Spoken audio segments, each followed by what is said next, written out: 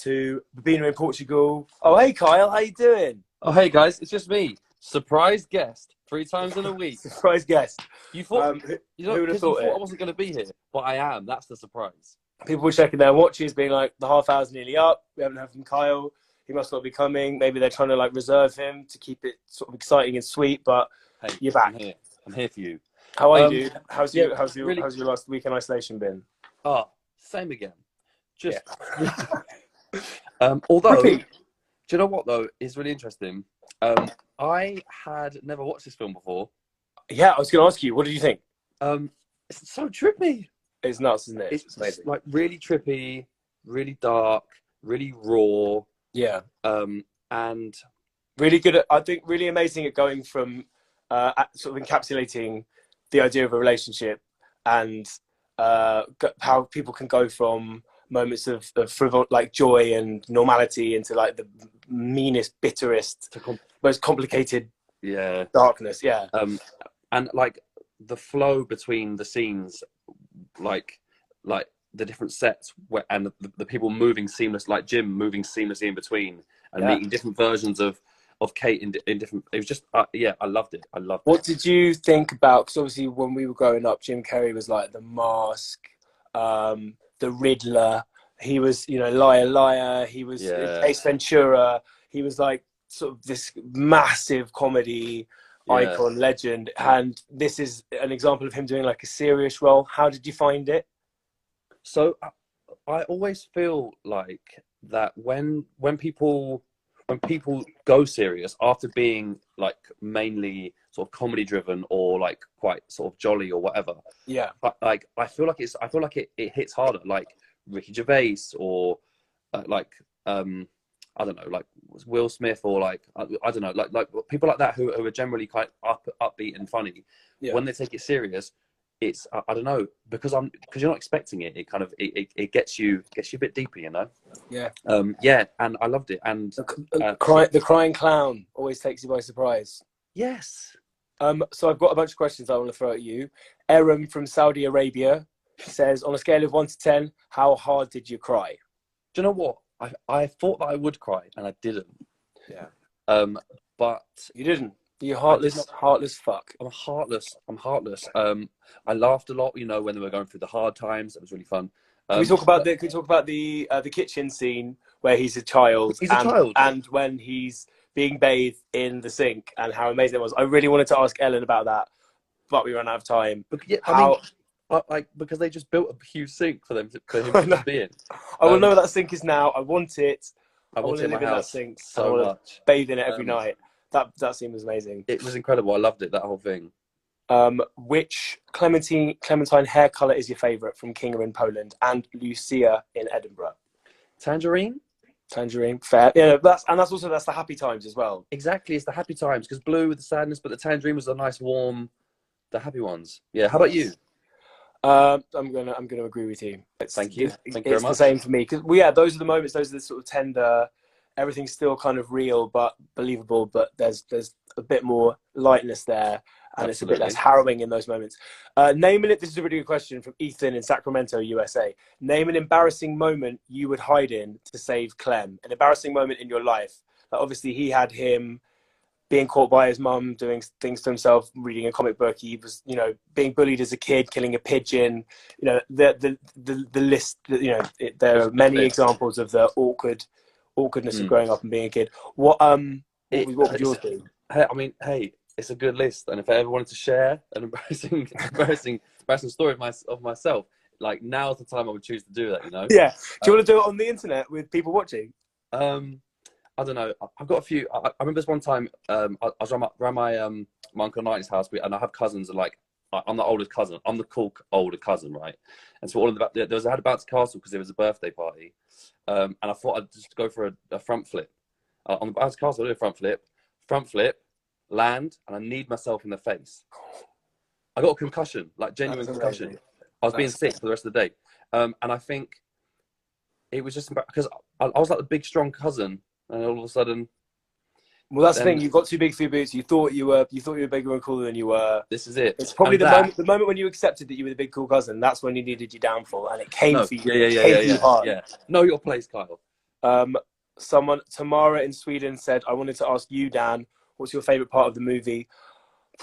It's hard. I think Wow. some of the cinematography, I think the bit where he walks through the bookshop and all the lights turn off. I love the scene towards the end where they're in the bookshop again and all the spines of the books turn backwards. Just Yeah. loads for me. It's loads of the cinematography. I love all the scenes on the ice where she's being pulled away, the surreal moments that There's skip one from one thing bit. to another. There's one bit kind of in the middle of like switching between sort of like different memories. They're sat in the front room together, and he hears Yeah. something in the kitchen, and he walks into the kitchen, and as he does, he walks behind the telly, and his body Yes, shows up on yes, the telly. yes. He's eating cereal, right? Yeah, And what's happening on TV corresponds. Yeah, I wanted to ask Ellen about that so badly as well. amazing, That's so amazing, that there are just so many beautiful little touches like that, tiny little and probably bits. really subtle special effects. The moment where the car drops as they're walking down the road. There are so many good bits. There's a question from Anisha in Sweden. How do you prefer to keep memories, digitally or with physical items? Which I thought was really good because I personally I have started more and more like quite obsessively taking photos on my phone that never go anywhere, but they Yeah, just live on my phone as a kind of diary of everything that I've done. yeah. And I think these days people always assume that you're going to post them somewhere, and I rarely do. But they're Yeah, more just to like, well, the idea of being able to flick back through your life and like, what was I doing that day? I feel like it's just so much easier to have pictures on your phone.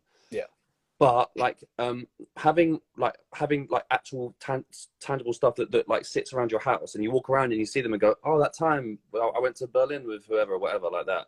But like I really find myself on my phone just breezing through the photos. yeah, So I think like just for ease, getting pictures is a nice quick way to do it. But I feel like it's more meaningful to get a little token from that time, like a yeah. little, I don't know, just a little Like thing. like our friend Woody gets magnets from every country that he goes to. He That's a nice does. example. I know. Um, He's had to buy another 2 fridges to fit them all on. Speaking of Woody, yeah, that's true. If all but one memory of Bastille were to be erased, which would you keep from Sophie in Holland? What's the one thing you would keep? The one memory. I'll do this one because then I would know why I had only this one. Yeah. Hmm? Yeah, Do you like sure. that? Nice way of evading. Nice way to evade thinking Um, of a memory. But I don't know. dude, I'm gonna take it. I'll take it as a huge compliment that this is your favorite. This is your favorite memory. Just me Um, and you. Fuck the others. yeah, screw them, get out. But I think what else have we got? There's Catalina in Chile asked why do they stay together. I mean, they were pretty toxic, but I think That's the point. yeah, It's that bit at the end in the corridor when he's kind of saying like, this is what I'll do, and like, and it's all bad, and she's like, yeah, and then in yeah, time I'll get bored of you, and like, and then I'll get bored, and we'll kind of, and whatever, and he goes, okay, and it's like, it's yeah. that It's kind of, so nice. it's that weird acceptance of, yeah, sometimes it's going to be shit, and we're going to do this, but like in spite of all that, let's still do it. Yeah. It's like yeah, it was just really powerful. It's just really That amazing. is that is an amazing bit. Yeah, and also like, It feels real and believable, doesn't it? yeah, exactly, yeah, totally. And also, like, Um, going for a breakup, you always focus on like loads of the bad stuff, and so like, and then like towards the end of the memory erasing, he starts hitting all the good memories that he had, and yeah, I don't know, it was just I guess give it another shot. yeah, yeah. Well said, man. Kit in Australia asked if the film inspired the Good Grief music videos because they said they're on the same wavelength. And just before I let you go, I'm just going to talk about that. I think quite a lot of our videos are inspired by people like Michel Gondry and that kind of weird cinematography. The other thing I was thinking about to horribly draw things back to ourselves was when I was watching this film again, the bit where he's going through the house and collecting all the items and all the sort of the mugs and the memories and those physical things that remind him of people sort of made me think a little bit of Things Lost in the Fire, which is about the idea that all those things, the ticket stubs and the diaries and all of these, the sort of physical remnants of a relationship or a friendship or whatever, those things that Totally. come to embody those memories physically, and is there something in destroying them that is kind of final, and that's, I guess, what happens in this film. But yeah, I guess to answer your question, Kit, films like this are very inspiring for us, and our videos and the songs and all that kind of stuff. Anyway, Kyle, thank you so much. Oh, pleasure. Thanks for being our surprise guest, and I hope you like the jingle this week. I tried to make it feel like the film, but obviously also reference a really famous musical. Yeah, it was really good. Okay, wasn't it? Yeah, I was worried when I did it that people would be like, "Oh, well, obviously they'll have them as guests." And I was like, if you're ever stuck for a surprise guest, you know where I'll be sat on the same fucking sofa. Thank you. Look at these people sent in. People from all over the world sent in their. Wow. There's Jiba from Venezuela. These guys in Guatemala. How nice is that? Julia in Italy.